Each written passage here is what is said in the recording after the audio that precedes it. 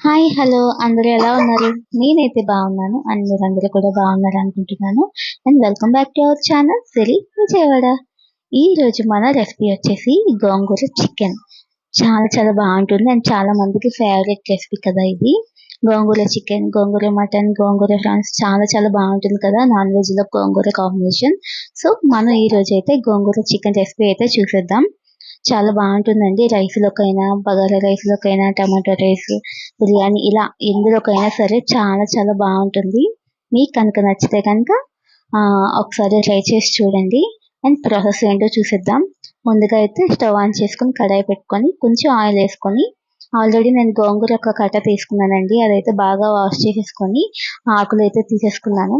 ఆకుల్ని మరిగిన ఆయిల్‌లో అయితే వేసుకొని వేయించుకోవాలి. అంటే మగ్గించుకోవాలి. వెంటనే మగ్గిపోతుందండి ఆకులైతే ఇందులో. చాలా చాలా ఈజీగా అయిపోతుంది రెసిపీ కూడా తక్కువ టైంలోనే. ఈ విధంగా వేసుకున్న తర్వాత ఇలా కలుపుకుంటూ ఉండాలి. వెంటనే అయిపోతుంది. వితిన్ 2 మినిట్స్‌లోనే ప్రాసెస్ అయిపోతుంది. మగ్గిపోయిన గోంగూర అయితే సెపరేట్ చేసేసుకోవాలి. ఒక బౌల్‌లోకి తీసుకొని పక్కన పెట్టేసుకోవాలి. చూస్తున్నారు కదా బాగా ఇలా దగ్గరగా మగ్గిపోతుందండి. నా వీడియోస్ కనుక నచ్చితే ప్లీజ్ లైక్ చేయండి, షేర్ చేయండి, సబ్స్క్రైబ్ చేయండి. పక్కనే ఉన్న బెల్ ఐకాన్ అయితే క్లిక్ చేసేసేయండి. ఇలా మగ్గిపోయిన గోంగూరను అయితే సెపరేట్‌గా వేరే బౌల్‌లోకి తీసుకున్నాను. ఇందులోనే కొంచెం ఆయిల్ వేసుకొని ఆల్రెడీ నేను కట్ చేసి పెట్టుకున్నానండి ఆనియన్స్. ఒక 2 ఆనియన్స్ అయితే చిన్న చిన్న ముక్కలుగా కట్ చేసుకొని పెట్టుకున్నా. అవి ఇందులో వేసుకొని బాగా వేయించేసుకోవాలి. ఇందులోనే ఒక 2 పచ్చిమిర్చీస్, కొంచెం కరివేపాకు కూడా యాడ్ చేసుకొని బాగా కలుపుకుంటూ అయితే వేయించుకోవాలి.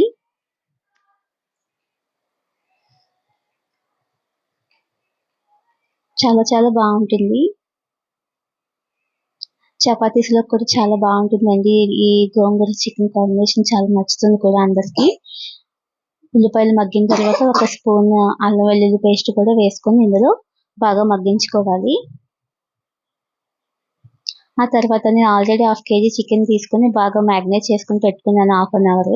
కొంచెం కారం, ఉప్పు అండ్ మసాలా పౌడర్ వేసుకొని బాగా మ్యారినేట్ కలిపేసుకొని పక్కన పెట్టేసుకున్నాను. అది ఇందులో యాడ్ చేసుకొని బాగా కలుపుకోవాలి. ఇలా కలుపుకొని ఒక 5 నిమిషాలు అయితే మగ్గించుకోవాలి మీడియం ఫ్లేమ్. ఈ విధంగా బాగా మగ్గిన తర్వాత టమాటాస్ కూడా ఇందులో యాడ్ చేసుకోవాలండి. ఒక చిన్న 2 టమాటాలు అయితే తీసుకొని చిన్న చిన్న పీసెస్‌గా కట్ చేసుకున్నాను. అవి ఇందులో వేసుకొని మళ్ళీ ఒకసారి కలిపేసుకొని మూత అయితే పెట్టేసుకోవాలి. టమాటోస్ నచ్చితే వేసుకోవచ్చండి, లేదంటే స్కిప్ చేయొచ్చు. అది మీ ఇష్టం. కానీ వేస్తే కనుక టేస్ట్ అయితే చాలా బాగుంటుంది. ఈ విధంగా వేసేసుకొని మళ్ళీ లిడ్ పెట్టేసుకున్నాను. ఇది బాగా ఉడికిపోయిన తర్వాత మళ్ళీ ఒకసారి అయితే బాగా కలిపేసుకోవాలి. ఆ తర్వాత మనం ఆల్రెడీ ప్రిపేర్ చేసి మగ్గించుకొని పెట్టుకున్నాం కదా గోంగూర, అదైతే ఇందులో వేసుకొని ప్రతి దానికి మొత్తం స్ప్రెడ్ అయ్యేలా అయితే బాగా కలుపుకోవాలి. ఈ విధంగా మొత్తం బాగా కలిపేసుకొని మళ్ళీ కొంచెం ఉడికించుకోవాలి మూత పెట్టేసుకొని. ఆ తర్వాత మనకి కొంచెం వాటర్ అయితే వేసుకోవాలి. ఎంత కావాలో అంత వాటర్ అయితే వేసుకోవాలి. గ్రేవీ ఎక్కువ కావాలి అనుకుంటే కొంచెం ఎక్కువ వాటర్ వేసుకోవచ్చు.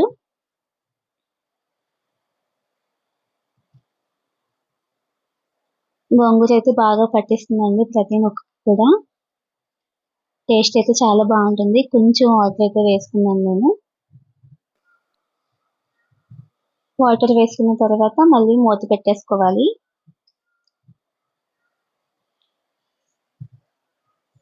చూస్తున్నారు కదా ఆయిల్ అయితే తేలుతుంది. బాగా ఆ ముక్కలు అయితే ఉడికిపోయాయి.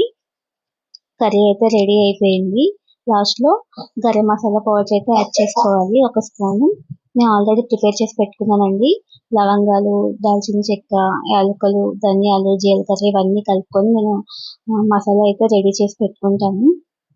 ఇదైతే ఒక స్పూను లాస్ట్‌లో వేసుకొని కలిపేసుకొని దించేసుకోవడమే. మన గోంగూర చికెన్ రెసిపీ అయితే రెడీ అయిపోయింది. మీకు కనుక నచ్చితే ప్లీజ్ ట్రై చేయండి. And thank you for watching.